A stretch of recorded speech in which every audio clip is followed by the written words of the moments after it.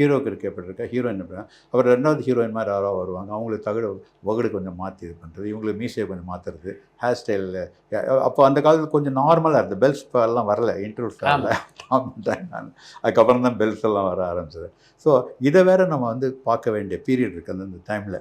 அப்படி வரும்போது அந்த கதை வந்து இட் வாஸ் சம்திங் அமேசிங்காக டைம் பண்ணோம். அப்போ பண்ணும்போது தான் அதில் வந்து ஒரு கதைன்னு வரும்போது நம்ம எல்லாத்தையுமே பண்ணிட்டு வந்து பண்ணுறதுன்றது முடியாத காரியம்.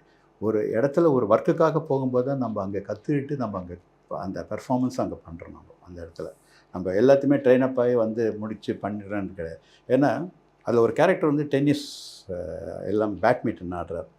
அப்போ பேட்மிண்டன் ஆடும்போது அப்போ பேட்மிண்டன் பேட்டுக்கும் டென்னிஸ் பேட்டுக்கும் வித்தியாசம். அப்போது அது டேபிளில் வேறு வச்சுருக்கிற பேட்டை ஒர்க் பண்ணுறது கிட்டத்தட்ட 3 மணி நேரம் ஆச்சு. அந்த சீட் ஆகிறதுக்கு என்ன அந்த ப்ரப்போர்ஷன்ஸ் இருக்குல்ல, இது மேலே மிதக்கிற மாதிரி இருக்குது.